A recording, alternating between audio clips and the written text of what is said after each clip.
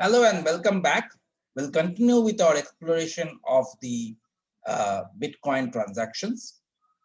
So here you can see that there are two lists. One is the list of the latest blocks. The other is the list of latest transactions. So as transactions happen in Bitcoin, they do not immediately come to the blocks. Initially, they are stored in something called mempools, which we'll discuss later, and they have to go through a certain validation process before they actually get incorporated into blocks. So the transactions that are yet to get incorporated in the blocks, you see in this latest transactions. And if you go to the details of the transaction, you will see all these are transactions that are not yet confirmed into the block. And over a period of time, you will see that this number of the transaction list is getting updated. As and when they get incorporated into a block, they get removed. As and when new transactions are created, they get added over here. So this list gets refreshed over a period of time. We'll come back to this list very soon. On the left-hand side, you see the latest blocks. So once the transactions get confirmed, they move into the blocks. One block consists of multiple transactions. So let us first go and check one of these transactions. Let us go to this transaction. So we will talk about certain terms here. Do not worry about the meaning of these terms at this point of time. Just remember the terms. Later on, when we talk about the science of blockchain, we'll deep dive into what these terms mean and what are their role in the construct of a blockchain. You have in this particular case a hash of a transaction. Hash is a one-way encryption. Again, we'll talk about this. The encryption, the hashing encryption that is followed by Bitcoin is SHA-256. We will talk about the purpose of the hash. Here you see one encrypted value. This is called the public address of the entity that is doing the transaction. Bitcoin is a public permissionless blockchain. That means anybody can join the Bitcoin blockchain without any permission, and anybody can do any transactions on Bitcoin. However, the transactions are pseudo-anonymous. That means the real entity which is doing the transaction is not known. It's not directly revealed. What it's revealed is what is called the public key of the entity. So this is the public key of the entity, and you can actually click on this public key and look at further what this public key consists of. So you'll see this is also called the public address. So this is actually the entity that is doing the transaction. This particular entity has done 38 transactions so far. What is the total amount is received by this entity? What is the total amount that is paid by the entity? And what is the balance that the entity has? And these are the transactions that the entity has carried on. So there are some nomenclatures like an output, a blue symbol, there's a green symbol of an unspent output, there's a red symbol of a spent output. So we will understand this whole concept of unspent transaction output in subsequent sessions. Why it is called pseudo-anonymous is because you can, if you want, to trace back this particular address to an identity in some cases. For example, let's say I want to transfer you some amount of Bitcoin. The way I can do it is by asking the public key of yours, which is your address, so that I know to which address I should send the money. Now, once I know your public address, I can go over here, I can search for your public address, and I can actually find out all the transactions that you are doing. So in this way, it is not totally anonymous. That's why it's called pseudo-anonymous. It is difficult to trace the origin of the entity who is doing the transaction, but it's possible in some cases. And that's why there's a lot of debate about what is the amount of privacy that you can maintain about your transactions as far as Bitcoin is concerned. So let us go back to this table over here. So here you see that this particular transaction having a hash, the public key from where the transaction is initiated, which is sending the Bitcoin, and the address which is receiving the Bitcoin. And there's something called a fee. We'll understand what is the role of this fee over here. And you see the details over here. The status is unconfirmed because they've not moved into a block, the time, the size, the weight. Weight is basically the relative weight of all the transactions compared to the block size, the limit of the block size. They are right now in the mempool, which is the temporary pool. There's no confirmation, total input, total output, fees, etc.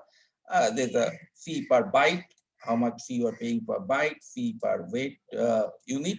So these are some, and the total value in terms of dollars, how much is being transacted. So you have the details of the transactions over here. Let us go back and check how the block looks like. So let us pick up a block. So you see there's something called a height of the block. Now this height of the block is a unique identifier of the block. It is also the unique identity of the block. The latest block has the highest height. So it is like, imagine you can imagine the block to be stacked one after another, and the latest block is at the top, and that is the that has the highest number in terms of the height. There's something called mining of the block. Again, we'll talk about this concept of mining in our subsequent session. What is the role of mining? What is the role of miners in creation of the block? Why do they exist? All these topics we'll discuss in the subsequent session. These blocks are mined at certain intervals. The average interval is 10 minutes, but you can see here that some cases it can be mined even in 2 minutes, some cases it can be 6 minutes, some cases it can be 11 minutes. So it varies, but on an average, every block in a Bitcoin, a new block is mined on an average every 10 minutes, and the size of the byte. So if you go to any of these blocks, and if you look at the details of the block, you see there is a hash of the block. So there's a hash for transaction, there's a hash for block. We'll understand what the role of both these hashes have. There's a confirmation number. This confirmation number essentially means that how recent is the block. For example, the most recent block will have a confirmation number 1. So as more and more blocks get added, this confirmation number increases. Later on, we'll see that higher the confirmation number, more immutable a block is. Okay, so deeper down a block is in the stack, more immutable it is. There's a timestamp. There's a miner. Now this miner is in this particular case unknown, but in some cases you may actually know the miner. The number of transactions that are held in this particular block. So as we are mentioning that multiple transactions, once they're confirmed, get into a block. Why one transaction is not, why one block doesn't contain only one transaction, why transactions have to be grouped together to form one block. Again, these discussions will go through in the subsequent sessions. There's something called a difficulty level. This indicates how hard it is to find a valid hash for the block, which we saw over here.